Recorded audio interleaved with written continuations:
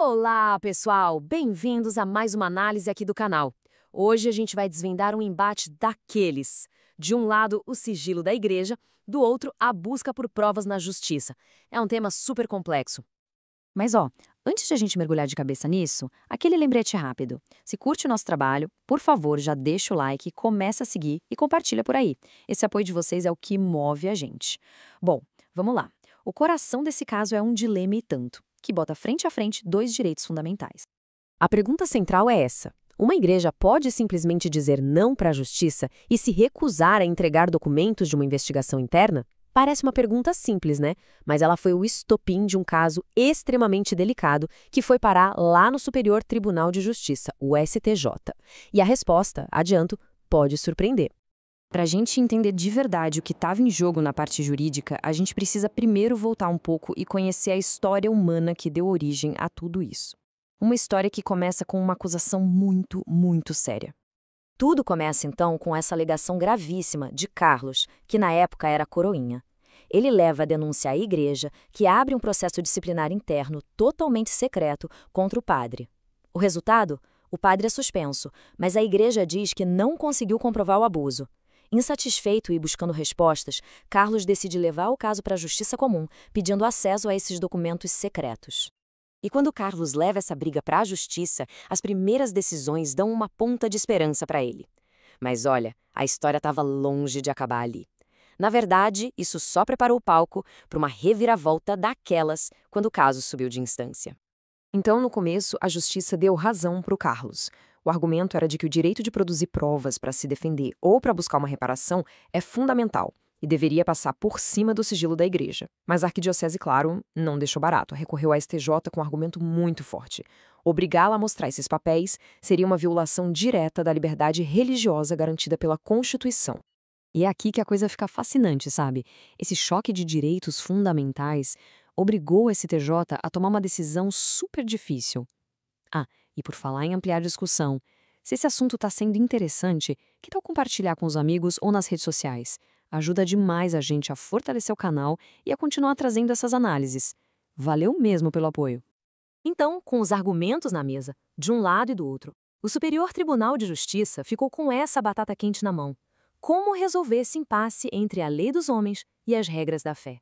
E a decisão deles não ia afetar só o caso do Carlos, não. Ia criar um precedente importantíssimo, que ia definir como o Estado e as instituições religiosas se relacionam no Brasil daqui para frente. A tensão era grande. E aí, a surpresa, o STJ virou o jogo, deu razão para a arquidiocese. A corte decidiu que a igreja não era obrigada a entregar seus arquivos secretos. A pergunta que fica no ar e que todo mundo se fez é: por quê? Qual foi a lógica por trás dessa decisão tão impactante? Bora então entender os detalhes, desconstruir o raciocínio dos ministros para sacar o porquê dessa decisão. Vamos mergulhar nos fundamentos que eles usaram. O ponto principal do STJ foi o seguinte: liberdade de religião não é só poder acreditar no que se quiser, é também o direito que as organizações religiosas têm de se organizar, de ter suas próprias regras e procedimentos internos sem que o Estado se meta. E tem uma frase da análise do STJ que resume bem isso. Eles disseram que, quando um padre aceita participar desse processo interno da igreja, ele não está sendo coagido pela lei, ele está agindo por fé, aceitando as regras da sua comunidade. É uma coisa voluntária. E essa tabela aqui na tela ajuda a gente a visualizar a diferença gritante entre os dois mundos. No processo do Estado, a pessoa tem um direito de ficar em silêncio para não se incriminar. Já no processo da igreja, a confissão é incentivada, é vista como parte do caminho para a redenção. Pegar uma confissão feita sobre a lógica da fé e usar como prova num processo criminal seria, como disse o STJ, misturar óleo e água. Simplesmente não funciona. E para fechar o raciocínio, o STJ mostrou que a própria lei brasileira já protege esse tipo de sigilo. O Código de Processo Civil, o Código Penal, o de Processo Penal e até o acordo entre o Brasil e o Vaticano, todos eles têm artigos que garantem o sigilo de ofício, como o de um padre. Ou seja, a base legal para a decisão já existia. Beleza. Depois de passar por tudo isso, qual é a grande lição que a gente tira? O que fica de mais importante dessa decisão do STJ para o direito e para a sociedade? Resumindo a ópera, o STJ bateu martelo e disse que, primeiro, o direito à prova não é absoluto. Segundo, que a liberdade religiosa protege as regras internas das igrejas. E, por fim, que forçar a abertura desses processos sigilosos seria uma interferência indevida do Estado. E essa decisão, claro, não encerra o debate. Pelo contrário, ela joga pra gente uma pergunta fundamental e que não tem resposta fácil.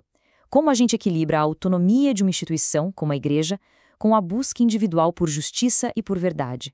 É algo pra gente pensar. Bom, pessoal, por hoje é isso. Muito obrigado por acompanharem essa análise até aqui. Espero que tenha ajudado a clarear as coisas. E se quiserem mais conteúdo em áudio e vídeo, não esqueçam de seguir o Direito Cast lá no Spotify. E aí, essa análise foi útil?